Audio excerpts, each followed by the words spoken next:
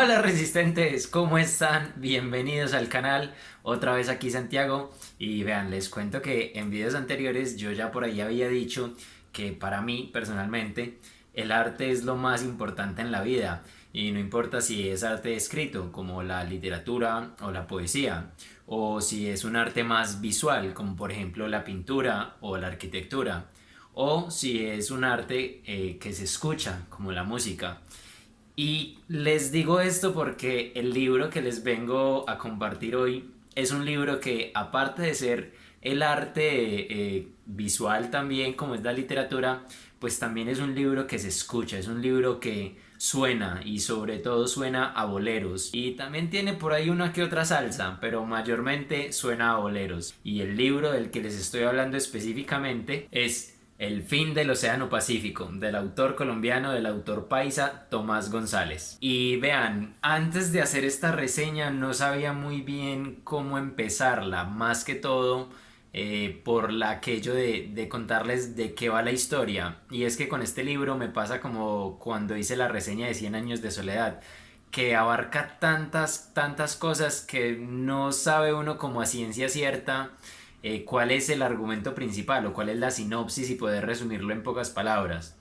Pero bueno, aquí intentaré hacer lo mejor que pueda. Y a ver, básicamente, El fin del Océano Pacífico es un libro que yo personalmente definiría como una meditación profunda, como sobre la vida y sobre la muerte. Pero antes de adentrarme más en esto, les quiero hablar pues como de lo principal del libro. Así que como siempre, empecemos por el principio. Nuestro personaje principal se llama Ignacio, es un doctor que ya hoy en día no ejerce la medicina y que tiene más o menos unos 60 70 años, deja entender la historia más o menos. Y la cosa es que Ignacio vive en Medellín y allí pues también vive su familia, han sido toda la vida de esta parte del país. Y entonces en algún momento la mamá de Ignacio quiere ir a hacer un viaje al Chocó. Y es un viaje en el que irán no solamente Ignacio y su esposa Esther y su mamá, sino que van a ir varias personas. A lo largo del libro vamos a conocer más o menos unos 10 o más o menos 12 personajes que asisten a este viaje. Y el viaje lo hacen por motivo de que la mamá de Ignacio tiene como ciertos sueños con ballenas. Entonces ella quiere ir al Chocó y avistar las ballenas. Por eso es que de alguna manera la portada del libro es así. Pero no son solamente ballenas con las que sueña la mamá de Ignacio, sino que son ballenas que vuelan. Entonces eso ya nos deja ver que es algo interesante, algo curioso cuanto menos. Pero bueno, ahora sí volviendo un poco más a los personajes, bueno, ya les conté, está Ignacio, es nuestro personaje principal y además es quien nos narra la novela, pero también está su mamá, la señora Isabel, y su hermana gemela, la tía Antonia. Y vean, es muy chistoso este par de ancianas porque son ancianas casi centenarias y lo que realmente las hace chistosas es que la mamá de Ignacio, la mamá Isabel, es una mujer muy tenaz, muy fuerte y es que no sería para menos porque cuando sus hijos estaban muy pequeños, ella enviudó y se quedó criando sola o prácticamente sola con su hermana Antonia a una prole de bastantes niños. Entonces, claro, tenía que ser una mujer tenaz y fuerte para sacar tantos niños adelante. Y la mamá, la tía Antonia, perdón, es una mujer todo lo contrario, es una mujer muy dulce, nunca se enoja, es dicharachera, es chistosa, es muy querida. Entonces me pareció como muy bonito ver este contraste entre estas dos personajes que son iguales físicamente porque les digo, son gemelas, pero ser tan diferentes en su forma de ser.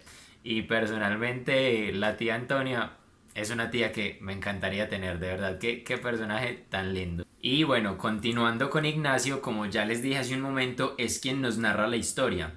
Y es a través de la narración de Ignacio y de la historia misma que vamos a ir descubriendo el alma, digamos, de todos los personajes que hay en la casa en la que se están quedando, que de hecho es una mansión que está inmersa en el Pacífico, en el Chocó, perdón. Bueno, sí, el Pacífico también. Entonces están a 2 horas de Bahía Solano.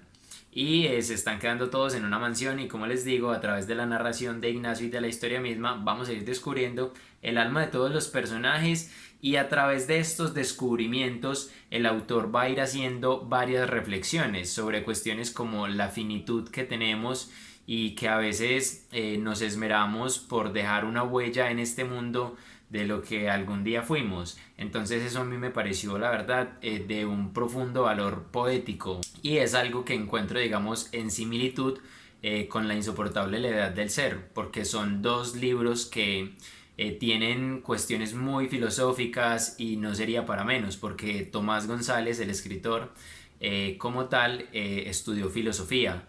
Entonces, claro, no esperaría uno menos de un autor que es filósofo también. Así que les cuento que si están buscando un libro que los ponga a pensar y a reflexionar bastante, esta es una excelente opción.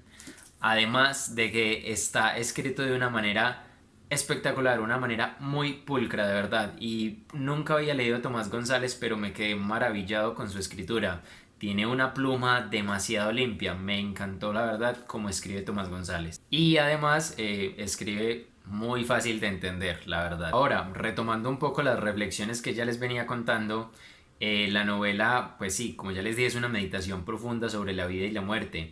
Y también me gustó muchísimo que las reflexiones nos muestran que la novela abre y la novela cierra el tiempo. Algo que también es otra similitud que comparte con Cien años de soledad, que quienes ya la leyeron saben que el principio de Macondo prácticamente es el principio del mundo y quienes ya también la leyeron saben cómo termina. Y esta novela hace algo parecido, abre el tiempo pero también lo cierra. Ahora hablando un poquito más sobre la estructura como tal que tiene la novela, les quiero contar que la novela privilegia y toma como materia prima las digresiones. ¿Y qué es una digresión? Les voy a dar la definición exacta porque yo tampoco la conocía, entonces la busqué. Y dice así, es el hecho de apartarse en un relato, discurso o exposición del asunto principal para tratar de algo que surge relacionado con él. Y lo que les digo, la novela es una digresión en sí misma. Y esto me pareció muy interesante porque es también a partir de estas digresiones que vamos a ver no solo las reflexiones de las que ya les he hablado varias veces en el video, sino que también vamos a ver unos saltos temporales y vamos a conocer a Ignacio y a sus hermanos cuando eran por allá unos niños chiquitos viviendo en una finca en Antioquia y también nos van a remontar al presente cuando están a 2 horas en lancha de Bahía Solano.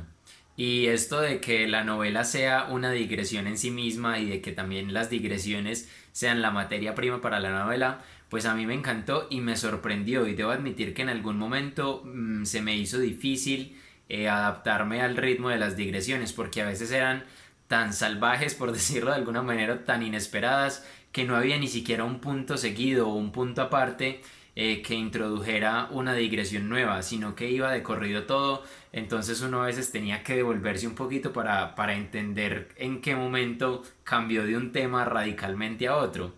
Pero cuando uno le coge el ritmo a estas digresiones, la verdad es que se vuelve algo muy ameno y se vuelve prácticamente como un juego del autor con sus lectores. Y también les quiero hablar de un juego que tiene Ignacio, nuestro personaje principal, con su esposa.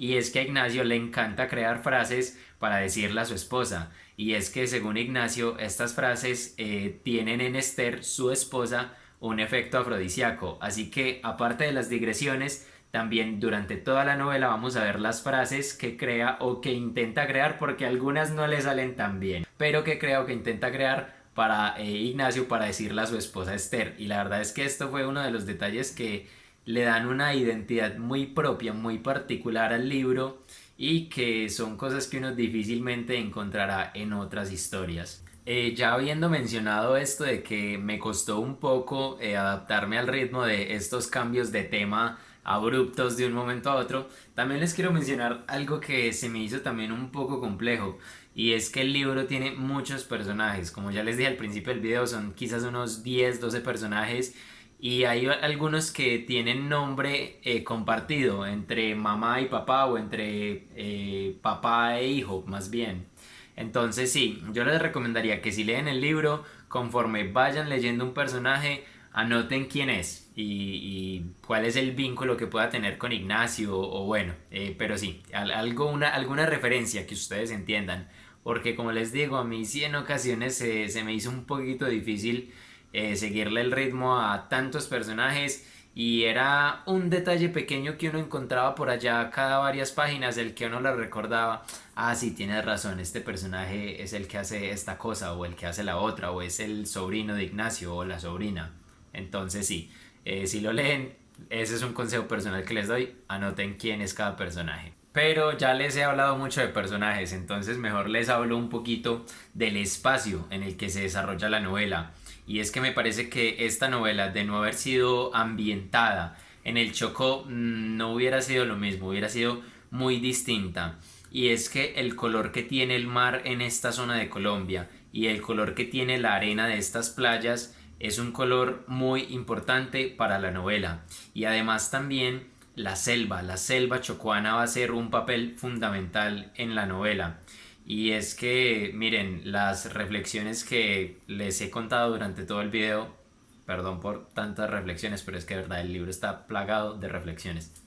Entonces, las reflexiones que les he contado a lo largo del video también tienen mucho que ver o con la arena gris que se ve en esta parte del país o con el agua que a veces adquiere el mismo color de la arena o con la selva, con ese verdor increíble y salvaje de la selva chocuana. Y miren, en este punto en el que les hablo sobre la ambientación como tal de la novela, quiero anotar que este libro es quizás el libro más sensorial que he leído, porque de verdad que no sé cómo hace Tomás González para literalmente transportarnos hasta el Chocó y a veces se siente uno en el cuerpo pegachento por la humedad que hay allá o se siente uno viendo esos atardeceres allá en la playa, uno ve la mansión atrás grande en la casa en la que ellos se están quedando, la mansión en la que se están quedando, también uno logra ver detrás de esa mansión la exuberancia y el verdor de la selva. Y de verdad, es un libro que, como les digo, es muy sensorial porque uno logra ver con claridad todo el paisaje, pero además, ya les dije, es un libro que suena a boleros, es un libro que uno puede sentir la humedad del ambiente mientras lo está leyendo. Y es un libro que nos hace también sentir no ya como tal sensaciones físicas, sino las reflexiones y estas meditaciones profundas que hace Ignacio y no las podría hacer alguien más que no fuera Ignacio porque Ignacio está enfermo, entonces creo que es el personaje más idóneo para poder hacer todas estas reflexiones. Y bueno, ya para ir cerrando el video, me queda decir que es un libro que tienen que leer, por favor léanlo, no se imaginan la calidad de escritura que tiene y las historias que, las reflexiones, las meditaciones que tiene son demasiado valiosas y a los personajes se les coge muchísimo cariño. Yo personalmente, como ya les dije, me encariñé muchísimo con la tía Antonia, con Ignacio, con la mamá Isabel y con Esther, la esposa de Ignacio. Fueron mis cuatro personajes favoritos de todo el libro. Y nada, por favor, léanlo. Además de que es un libro muy chistoso, de verdad no se imaginan lo mucho que yo me reí, literalmente a carcajadas me sacaba este libro, así me hacía reír. Además miren, la edición es muy bonita y como es una edición tapadura pues es así, miren, esto es solamente como un forrito, un estuche y acá está el libro como tal, también muy bonito. De lo mejor que leí no solamente a finales del 2020, sino también de lo mejor que probablemente he leído en mi vida. Y la verdad es que quedo muy antojado de seguir leyendo otros libros de Tomás González. Y nada, hasta acá la reseña de esta semana. Espero que la hayan disfrutado. Sobre todo espero que los haya motivado a leer el libro. Por favor, léanlo de verdad. Y espero que también nos podamos ver por acá la otra semana. Déjenme un comentario acá abajo, saben que me encantan los comentarios. Si ya leyeron el libro, cuéntenme qué tal les pareció. Y si no lo han leído, pues como ya les dije, espero que lo puedan leer. No se olviden tampoco de dejarse un me gusta y de suscribirse al canal si aún no están suscritos. Y ahora sí, como todas las semanas, lean mucho y resistan aún más. Chao.